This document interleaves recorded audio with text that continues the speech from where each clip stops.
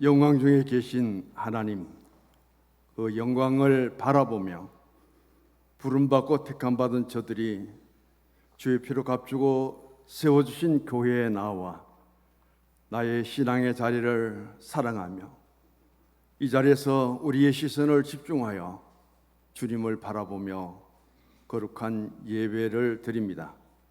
주님, 이곳에 함께 하셔서 저들만 두지 마시고 임마누엘 신 주님께서 가장 우리의 곁에서 보혜사 성령이 되어 주옵시고 우리 입술의 고백과 기도와 찬양을 들으시며 하나님 믿음에 대한 응답을 하여금 주의 음성을 듣고 새 힘을 얻어 예수 이름으로 일어나 담대하게 세상을 살아가며 주의 이름을 높이며 주님 앞에 서는 그날까지 믿음의 승리자가 되기를 원합니다.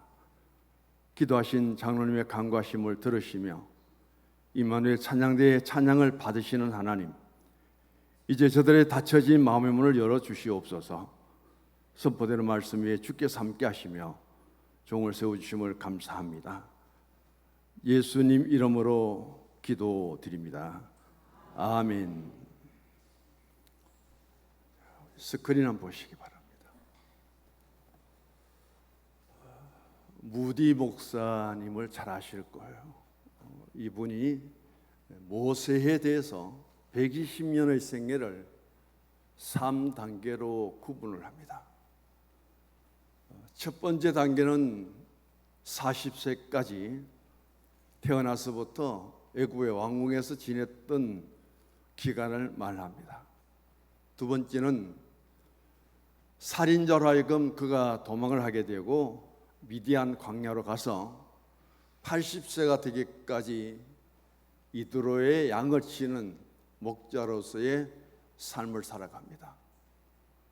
80세에 가시떨기 불꽃 가운데 임하신 하나님의 음성을 듣고 부르심을 받아서 하나님 앞에 430년 동안 애굽 땅에서 신음과 고통 속에 노예 생활하는 저들을 구출하고 탈출시키라는 하나님의 명령을 받고 40년의 생애를 하나님의 뜻을 따라 자기에게 주어진 사명을 따라 살아갔던 모세를 소개합니다. 첫 번째 40년을 보면은 애굽 땅에서 종생활하는 자기 동족들과는 비교될 수 없는 너무 좋은 환경 속에서 모세는 살아갑니다. 왕궁에서의 삶이고 가장 화려했던 그 애굽 땅에서의 그런 학문과 제도와 모든 것을 배우면서 그런 비교될 수 없는 동족과의 화려한 자신의 삶을 살아갑니다.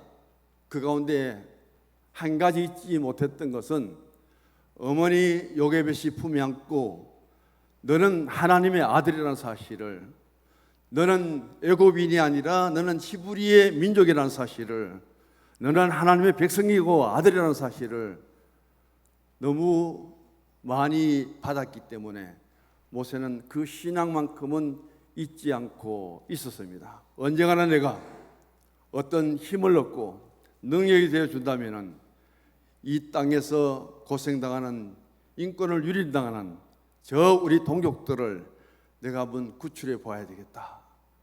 그런 생각들을 잊지 않았다고 전제합니다. 두 번째는 모세는 영어로 말하면 nothing입니다. 아무것도 없어요. 그에게 40년이라는 것은 주변에 친구 하나도 없습니다. 그 어떤 세상에서 무엇을 했다는 일도 하나도 없습니다. 무엇을 그가 가졌다는 것도 없어요. 그에게 유일한 상대는 양떼들입니다. 그 가운데 모세에게 너에게 무엇이 있느냐, 너는 무엇을 하느냐, 한마디로 대답하면 나는 아무것도 없습니다. 나는 아무것도 아닙니다. 모든 자격도 능력도 상실해버린 그 40년의 생을 살아갑니다. 모세가 모세되게 위대한 능력과 그의 참된 인생의 삶의 가치는 하나님이 부르셔서 하나님의 일을 하며 하나님의 사명을 따라 자신이 할 수 없는 능력을 하나님이 주시고 능력의 지팡이를 들고 하나님의 일을 할 때 비로소 모세가 위대한 사명자의 길을 가게 되고 하나님의 역사 속에 모세라는 이름은 잊혀지지 않는 위대한 신앙의 인물로 남아 있습니다. 중요한 것은 하나님이 모세를 애굽 땅에서 권력의 자리에 그리고 많은 학문을 가진 그의 배경, 환경, 그때에 하나님이 모세를 부르시지 않았다는 거예요. 하나님의 부르심도 하나님의 어떤 명령도 없이 모세 스스로가 이만큼 내가 애굽 땅에서 40년의 그 왕궁의 생활을 통해서 내게 이만한 나이도 되었고 내게 그만한 자격도 갖추었고 그래서 자기 백성들을 한번 구출해 볼까 무슨 덕을 세울까 싶어서 자기 동족들이 고센 땅에서 나함수의 성을 쌓으며 벽돌을 굽는 그곳에 현장에 나갔습니다. 나가보니까 애굽 사람이요 히브리 사람을 얼마나 학대하는지 채찍질을 하면서 엄청 고통당하는 자기 동족들을 보았습니다. 모세는 거기에서 아무도 보지 않는 곳에서 그 채찍질하는 애굽의 감독을 쳐 죽여버립니다. 그리고는 그는 다시 왕궁으로 돌아갑니다. 히브리인들이 그 모세의 애굽인을 쳐 죽이는 모습을 볼 때에 자기는 채찍에 맞으면서도 변명 한마디 못하는데 모세는 그 애굽인을 쳐 죽였다. 비교가 되겠죠. 다시 모세가 광야로 나옵니다. 이번에 보니까 그 고난 속에 그 고통 속에 서로 위로해도 너무나 힘든 상황 속에서 히브리인들 두 사람이 싸웁니다. 동족끼리 싸워요. 노예 생활을 하면서도 싸웁니다. 모세가 점잖게 말합니다. 이런 환경 속에 노예 생활을 하면서 너무 육체적으로 고단한데 힘든데 왜 우리 동족끼리 싸워야 되느냐? 하나님께서 왜 이렇게 싸워야 되느냐? 모세의 그 말을 들은 히브리인이 뭐라고 해요? 너가 우리의 심판자냐? 오늘 너는 그저께 애굽 사람을 쳐 죽인 것처럼 우리도 너가 죽이려고 하느냐?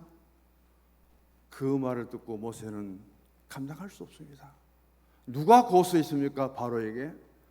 바로는 모세를 살인자로 지명하고 모세를 죽이려고 합니다. 그렇게 모세는 떠나가요.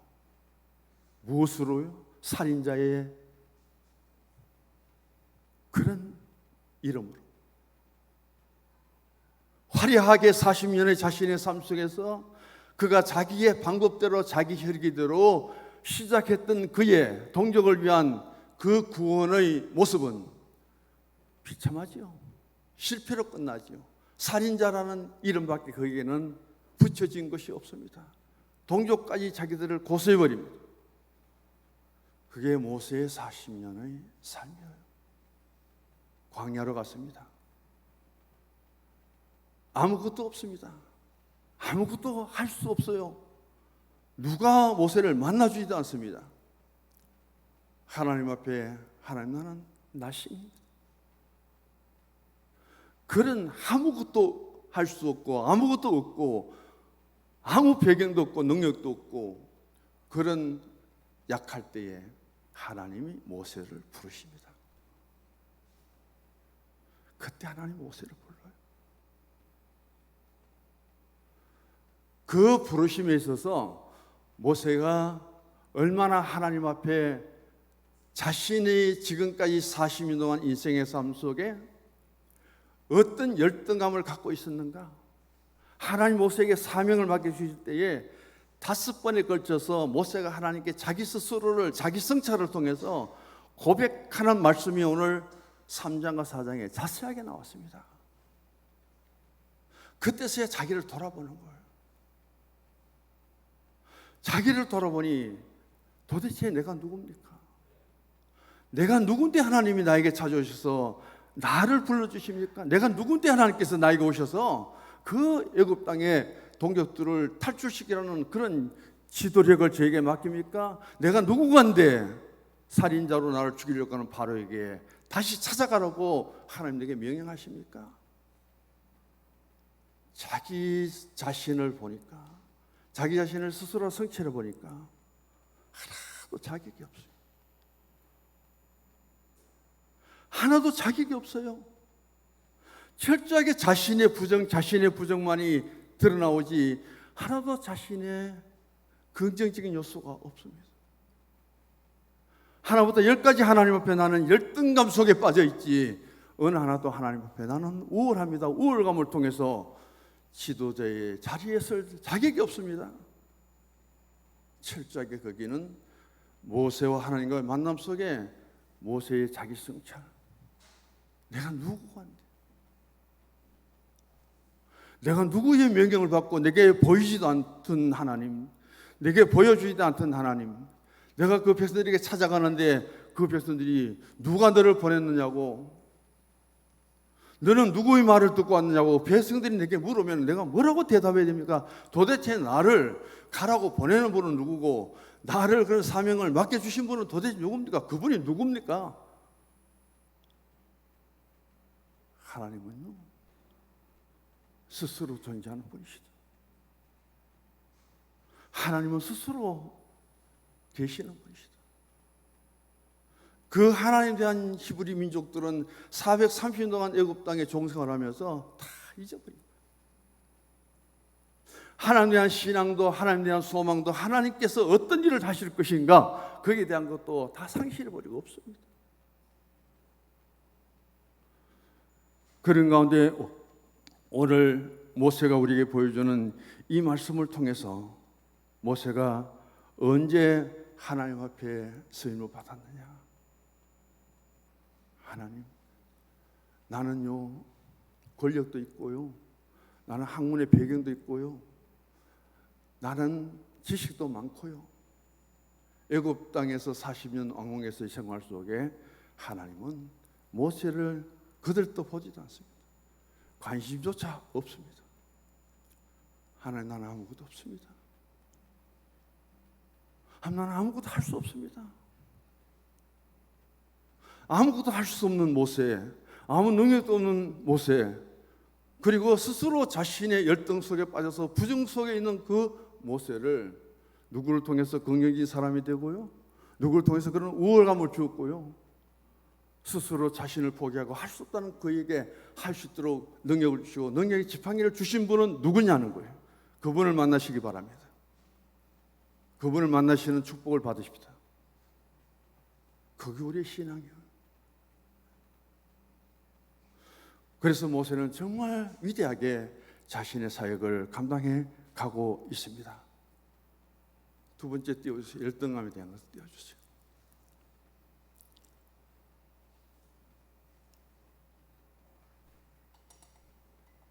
열등감이란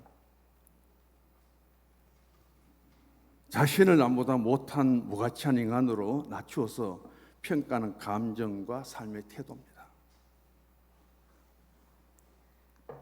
저기서 하나님 앞에 선 모세의 열등감이다, 그런 주제를 붙여봅니다. 출애굽기 3장 11절 한번 찾아보십시다. 같이 읽습니다. 모세가 하나님께 아뢰되 내가 누구에게 바로에게 가며 이스라엘 백성을 애굽에서 인도하여 내리까? 자, 성찰. 옆에 한번 물어볼까요? 마주 보시고, 내가 누굽니까? 내가 누굽니까? 내가 누구? 하나님 앞에 가장 모세가 자기 스스로 질문합니다. 하나님, 내가 누굽니까? 하나님 너무 잘 아시잖아요. 나는 애굽인을 감독을 쳐 죽인 사람이고, 나는 히브리인들 동족들의 싸움을 말리다가 그거 말려들어서 그들의 고소를 통해서 내가 살인자로 낙인 찍혀서 애굽의 바로왕이 나를 잡아서 죽이려고 한 것 때문에 내가 이 광야에 도망와 있지 않아요. 이 40년 동안 내가 이 산에서 한 일이 뭡니까? 맨날 양치는 것밖에 없습니다. 사람 대면도 하지 않고 인간관계도 제로입니다. 남의 환경과 상황과 어떤 형편이 있는지 저는 40년 동안 단절 상태 속에 아무것도 모릅니다. 스스로 나는 자립하고 일어설 수 없는 힘도 없어서 제가 집에 몸담고 양을 치며 살아가는 목자입니다. 이스라엘과 애굽 땅에서 가장 천한 직업은 목자예요. 한번 보세요. 요셉이 자기 가족들 야곱과 더불어 70명을 애굽 땅에 가서 바로 왕에게 보고할 때 뭐라고 하냐면은 우리 모든 식구들은 직업이 목자입니다. 아 그래? 고센 땅에 물이 있고 거기 초목이 있으니까 그걸 그럼 살도록 해줄게 하고 그들에게 고센 땅을 주고는요 바로 왕은요 관심 하나도 안 가집니다. 왜? 애굽 땅에서 최하의 직업인 목자 취급도 못 받아요. 너희들이 목자냐? 그럼 고센 땅에 가서 양이나 치고 살아라. 딱 그렇게 정해주고 고센 땅을 벗어나지 못하도록 하고요 바로 왕은 그들에게 어떤 혜택도 안 줍니다. 왜? 애굽 땅에서 가장 천한 직업이 목자이기 때문에. 지금 애국에 가면 고센 땅이 있습니다. 가보세요. 애굽 땅에서 제일 못 삽니다. 지금도 제일 못 살아요. 그들의 직업은 역시 목자들입니다. 모세 때나 지금이나 가장 천한 직업은 목자인데 양을 치는 사람들인데 그때 모세가 살던 고센 땅에 못 사는 것은 지금도 못 살아요. 그런 가운데서 오늘 여기인 모세가 얼마만큼 자신이 열등감 속에 빠져 있는가 하는 것을 보아야 됩니다. 물어보세요. 열등감의 노예입니까? 아니면은 자존감이 아주 강한 우월감을 갖고 있습니까? 자기 스스로 물어봐요. 나는 하나님 앞에 지금도 열등감에 처해 있다고 생각합니까? 아니면은 하나님 나는 난데 내 자존감은 대단히 높고 주일과 교회를 나는 누구보다도 더 우월적으로 할 수 있습니다. 그렇게 하나님께 이야기할 수 있느냐는 거예요. 오늘 11절의 말씀 통해서 하나님은 이 모세를 애굽 땅에 430년 동안 노예생활 종생활하는 이 동족들을 구출해낼 할 때에 첫 반응이 내가 누굽니까? 내가 누구예요? 나는 살기 위해서 바로 왕을 피해서 도망온 사람인데 그런 나를 다시 바로에게 찾아가라는 것은 죽으라는 말과 똑같은 거예요. 내 스스로 죽으러 가라고 한 말입니까? 하나님 나를 몰라도 어떻게 그렇게 나를 몰라주십니까? 내가 끔찍한 실수를 저질렀는데요. 그렇게 말할 때 12절 말씀 하나님 말씀합니다. 내가 반드시 너와 함께 있으리라. 내가 너와 함께 있으리라. 하나님은 함께 하심을 약속하고 그렇게 위로를 해줍니다. 그래도 불구하고 오늘 하나님은 말씀합니다. 가장 자기 성찰을 통해서 자기 부정과 자기 열등감에 빠져있는 모세에게 내가 너와 함께하마 그렇게 말씀하는데도 불구하고 모세는 불안하기 그지없습니다. 13절과 14절 같이 읽어봅니다. 모세가 하나님께 아뢰되 내가 이스라엘 자손에게 가서 이르기를 너희의 조상의 하나님이 나를 너희에게 보내셨다 하면 그들이 내게 묻기를 그의 이름이 무엇이냐 하리니 내가 무엇이라고 그들에게 말하리까? 얘기해 보십시오. 너희들에게 하나님이 나를 보내서 왔다. 나는 시내산 미디안 광야에서 양을 치던 목자로 살았는데 오늘 갑자기 하나님이 나를 보내셨다. 누가 이 백성들이 믿겠느냐는 거예요. 너를 보낸 하나님 도대체 누구냐는 거예요. 그분의 이름은 뭐냐? 그분의 이름은 뭐냐? 그렇게 질문할 때 내가 뭐라고 대답해야 됩니까? 가기는 갔는데 거기서 엄청난 장벽이 가로막습니다. 40년 만에 자기 동족에게 나갈 때 40년에 만난 동족들을 싸움을 말리다가 살인자로 고발되고 도망을 갔고 40년 만에 나이 80이 돼 또다시 동족에게 나아갔을 때에 그들은 모세를 뭐라고 대하겠느냐. 거기에 대해서 모세는 또 이렇게 말합니다. 하나님은 나는 스스로 있다. 내가 너를 보냈다 하지만은 그 말씀에도 모세는 긍정할 수가 없습니다. 예, 순종하겠습니다 하고 달려가지 못하는 모세는 무엇이 그렇게 자기의 앞을 가로막았을까요? 세 번째, 4장 1절을 같이 읽어봅니다. 모세가 대답하여 이르되 그러나 그들이 나를 믿지 아니하며 내 말을 듣지 아니하고 이르기를 여호와께서 내게 나타나지 아니하셨다 하리이다.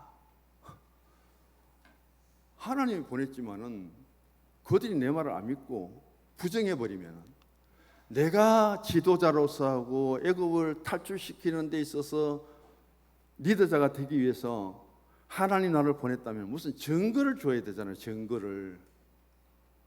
근데 아무 증거도 없이 내 몸 하나 가서 야 내가 하나님 만나고 하나님 나를 보냈다고 이야기하면은 누가 그걸 받아주겠느냐. 내게 무슨 증거를 주시렵니까? 모세가 말합니다. 하나님 두 가지 증거를 보여주죠. 지팡이 사건하고 손입니다. 지팡이를 던지니까 뱀이 되죠. 잡으라. 손을 품에 넣어라. 문둥이 되죠. 다시 꺼내라. 완전하게 고침받죠. 하나님이 확실한 증거를 보여줍니다. 내가 너를 나의 사명자로 세우고 너의 종족들을 인도해낼 수 있는 지도자로 세우기 위해서 내가 너와 함께함을 분명히 보여주었다. 그러므로 나의 말씀을 따르고 순종해서 이제는 가라고 그렇게 말합니다. 여기에서 또 무엇을 이야기합니까? 하나님은 지팡이에요. 마른 지팡이에요. 그런데 그 마른 지팡이가 던졌는데 살아있는 뱀이 됩니다. 마른 지팡이도 하나님의 손에서 던짐을 받고 땅에서 살아있는 생명 있는 뱀이 되는 능력을 하나님 보여주시는 거예요.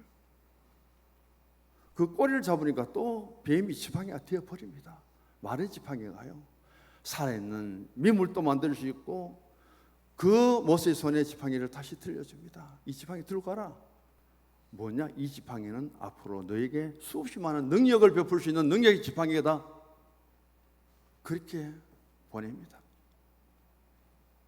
모세는 그 기적과 이적을 보고 하나님 임재, 하나님 능력의 지팡이를 통해서 그는 완전한 자신의 열등감을 회복하고 바로에게 나갔느냐?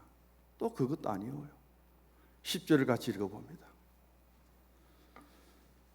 모세가 여호와께 아뢰되 오 주여 나는 본래 말을 잘 못하는 자니이다. 주께서 주의 종에게 명하신 후에도 역시 그러하니 나는 입이 뻣뻣하고 혀가 둔한 자니이다. 언어에 장애가 있습니다. 하나님이 앞에서 한 번, 두 번, 세 번 내게 증거를 보여주고 하나님이 함께 하시고 하나님 나를 보낸다 할지라도 나는 말에 장애가 있어서 그 말에 장애가 있는데도 구체적으로 말합니다. 말도 잘 못하는데도 불구하고 입이 뻣뻣하고 혀가 둔한다. 내 스스로도 말을 잘 못하는데 대중들 앞에 가서 언어 장애를 일으켜서 하나님이 명하신 말씀을 나는 절대 바로 전할 수 없습니다. 바로 웅변식으로 그들을 설득하고 이해시키기 위해서 수없이 내가 설명을 해야 되는데 나는 하나님이 간단하게 내게 주신 그 말씀도 전할 수 있는 내가 언변이 없습니다. 내가 언어 장애자입니다. 또 그렇게 말하는 거예요. 모세가 하나님 앞에 서서 자신을 드러내는 순간순간 모든 것은 나는 할 수 없다는 철저한 자기 부정과 더불어서 열등함에 가장 깊이 빠져 있다는 거예요. 그때 하나님은 내가 말 못하느냐? 가장 너에게 옆에서 변호사가 될 수 있는 사람, 아주 말 잘하는 사람 너의 동역자로 붙여주겠다. 그게 누구예요? 아론이잖아요. 끝까지 말씀하셨는데 이제 13절 다시 읽어봅니다. 모세가 이르되 오 주여 보낼 만한 자를 보내소서. 다섯 번째입니다. 다섯 번째.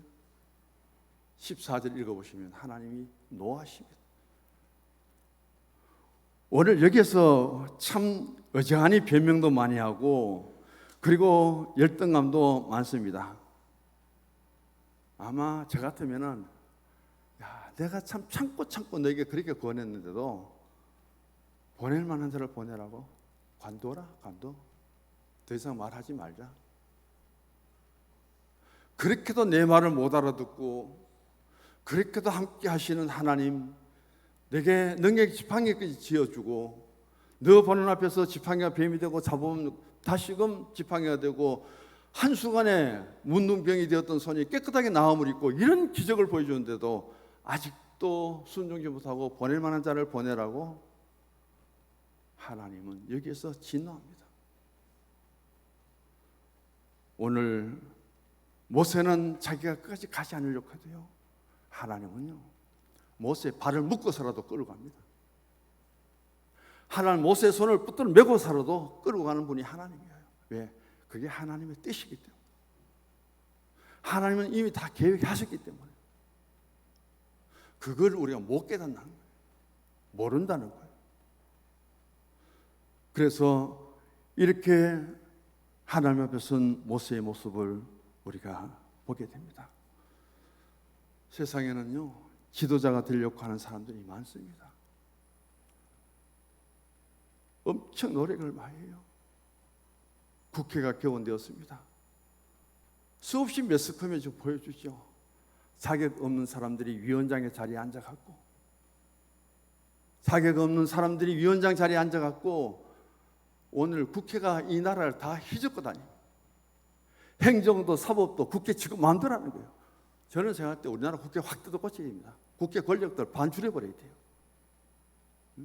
무슨 국회가 사법을 질뜨리고 행정을 질뜨리고 이런 나라가 세상에 어디 있습니까?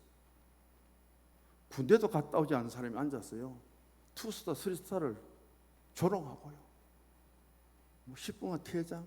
세상에 우리나라 국회에서 청문회 하면서 퇴장시킨 사람은 유일합니다. 지금 투스타, 쓰리스타를 바깥에 나가 퇴장시키고 10분 동안 퇴장시키면서 뭐 오른발 들고 뭐 왼손 들고 오른발 들고 왼손 들고 벌써라고요? 희한한 나라죠. 희한한 나라. 그런 자격 없는 인간들이 앉아갖고 지금 이 나라를 다스리고 있습니다. 그런 자격 없는 사람들을 이 나라 백성들이 뽑아 주었습니다. 그런 자격 없는 인간들을 국회에 보내갖고 그들이 이 나라를 이렇게 엉망으로 만들어버리는 거예요. 나는 좀 자격이 없습니다. 난 자격이 없습니다 하고 좀 겸손하게 국회를 끌고 상고분립을 세우고 잘한 것은 칭찬해주고 고칠 것은 충고하고 청문회 뭐예요? 말하는 거 듣고 그에 대해서 충고하고 자문을 구하고 조언을 하고 그게 청문회인데 이 세워놓고는 사람 망신 꼴떡 만들어버려요. 바보 만들어버리는 거예요. 입도 못 대더라면서. 그리고 고함치고 채성치고 두드린 것이 과연 그들이 지도자인가? 그들이 자격이 있어서 그러는가? 우리는 오늘 이 나라의 현실을 보면서 참 많이 깨달아야 될 것 같아요. 그렇다고 해서 저도 자격이 있는 것은 아닙니다. 그렇다고 해서 자격 없는 것도 아니에요. 오늘 하나님의 부르심을 받습니다. 모세가요. 그리고 애굽 땅에 있는 백성들을 탈출시켜야 될 사명을 받았습니다. 그런데 하나님 앞에 계속 말합니다. 나는 자격이 없습니다. 나는 자격이 없습니다. 못합니다. 못합니다. 성경에 나오는 사람들 중에 나는 자격이 있습니다. 그렇게 하고 하나님의 위대한 종으로 쓰임받은 사람은 하나도 없다는 사실을 잊지 말아야 돼요. 하나님 나는 자격이 있습니다 하고 나서는 그런 선지자도 그런 제자들도 하나도 없어요. 전부 다 자격 없습니다. 400년 만에 말라기 예언이 멈추고 그 다음 세리안이 나타납니다. 광야에서의 그의 모습은요, 엘리야의 모습은 얼마나 위대합니까? 모든 이스라엘 백성들은 그가 메시아가 온 줄 알아요. 그런 세례요한이 자기를 따르는 요한과 안드레가 먼저 제자지요. 요한복음 보면은. 그래서 예수님이 지나갑니다. 저분이 바로 세상 죄를 지어간 하나님 어린 양이라는 그 말할 때 안드레와 야곱이 자기 스승 세례요한을 버려두고 예수를 따라갑니다. 그대로 보내요. 그럼 하는 이야기가 뭐예요? 나는 저분에 비하면은 신들매도 매지 못할, 신들매도 감당할 수 없는 그런 나는 노예다고. 신들매라는 뜻이 뭐예요? 신발 신을 때 와서 끈 매주고요, 방에 들어가기 전에 신발끈을 풀어주는 게 신들매를 매는 종이에요. 푸는 종이에요. 세례는 이렇게 말합니다. 나는 예수님의 신발끈을 풀고 신발끈을 맬 수도 없는, 그것도 내게 너무 과한 그런 신분에 난 종이다. 그런 겸손한 세례요한을 예수님이 보내셔서, 하나님 보내셔서 예수님 앞에 주의 길을 예비하도록, 준비하도록 세우신 거예요. 우리는 성경 속에서 사도 바울을 보게 됩니다. 바울이 예수님 만났습니다. 그리고 많은 일들을 합니다. 바울은 자신이 자격이 있다고 한 적이 한 번도 없습니다. 자격이 아니라 그런 로마 신분을 가지고 당대의 최고의 바리새인 중에 최고의 학문의 자리에 배경을 갖고 있는 그가 내 모든 세상적인 자격은 똥 오줌처럼 배설물로 나는 다 버립니다. 그리고 말합니다. 나는 하나님 앞에 종으로 쓰임받기 너무 부족합니다. 나 만삭되지 못하고 났습니다. 백성들 중에 가장 적습니다. 사도 중에 가장 나는 못합니다. 나는 죄인 중에 개수입니다. 그 고백 한마디 한마디가 전부 나는 이런 죄인입니다. 스데반 돌로 쳐 죽이고 죄인 중에 개수입니다. 다른 사도는 예수님이 살아계실 때 7명 다 불렀는데 저는 예수님이 부활하셔서 불러낸 막내둥이 사도입니다. 지극히 적은 사도입니다. 나는 이 땅 위에 많은 백성들보다도 더 적은, 더 약한 백성 중에 하나입니다. 성도 중에 하나입니다. 얼마나 겸손한지요, 바울이. 얼마나 자신이 자격 없다고 말하고 있는지요. 그런 바울. 모세가 오늘 얼마나 열등의식 속에 자신이 자격 없다고 말하고 있습니까? 그런데요, 그런 자격 없는 세례요한을 통해서, 자격 없는 바울을 통해서 자격 없는 모세를 하나님이 가장 자격 있는 자로 사용합니다. 열등감을 뿌리치고 가장 우월감을 심어줍니다. 가장 부정적인 사람을 가장 긍정적인 사람으로 바꿔줍니다. 이런 한 사람의 변화를 통해서 세상이 변화돼요. 신앙이 변화되어 버려요. 그게 오늘 우리가 받아야 될 신앙의 진정한 가치 변화입니다. 나를 부정적에서 긍정적으로, 자격 없는 나를 자격 있게 그 우월성을 갖고 내게 능력 주시는 그 주님 앞에 붙들려서 주님 앞에, 교회 앞에 제한 없이 사용받는 그 자존감, 그 우월감, 그렇게 내가 변화되는 것이 우리가 만나야 될 하나님이고 내가 받아야 될 가장 큰 은혜예요. 오늘 우리는 그 주님을 바라보지 못하고 누구를 바라보고 있습니까? 나의 삶을, 나의 신앙을 부정적에서 긍정적으로 바꿔주는 그 주님의 은혜를 사모하지 않고 자격 없는 나를 가장 자격 있는 자로 만들어서 위대한 지도자로 삼으려고 하는 하나님의 뜻을 우리가 바라보지 못하고 무엇을 구합니까? 무엇을 추구합니까? 무엇을 얻으려고 합니까?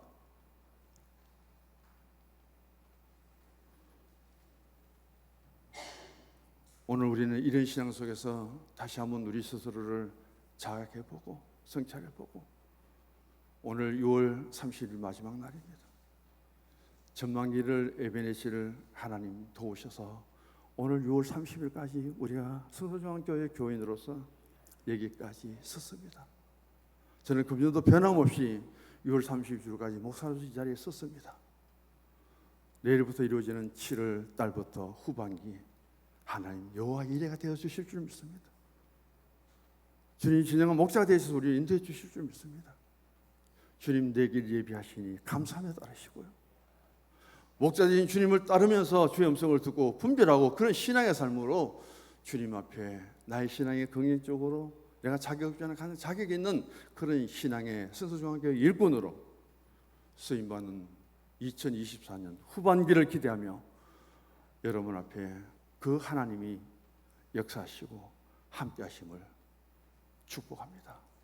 마지막 결론 같이 읽습니다. 인생의 삶에서 겪게 되는 열등감, 모세가 가장 열등감에 빠져 있고 자신은 아무것도 아닌 그때를 모세를 찾아오셔서 만나주시고 사명을 주신 하나님, 열등감을 우월감으로 변화시킨 모세 한 사람의 순종이 세상을, 하나님 역사를 바꾸었습니다. 하나님 앞에 열등감을 극복하는 성도의 신앙과 삶이 됩시다. 아멘. 하나님, 우리의 열등감도 그리고 부정적인 것도 하나님 안에서 다 치유받고 회복되어서 긍정적인 신앙으로, 그리고 신앙의 하나님 능력을 힘입고 우월감으로 기쁨과 감사함으로 주님과 교회를 복되게 섬길 수 있는 우리 성도 한 사람 한 사람의 변화가 주님 앞에 세워지게 하옵소서. 예수님 이름으로 기도드립니다.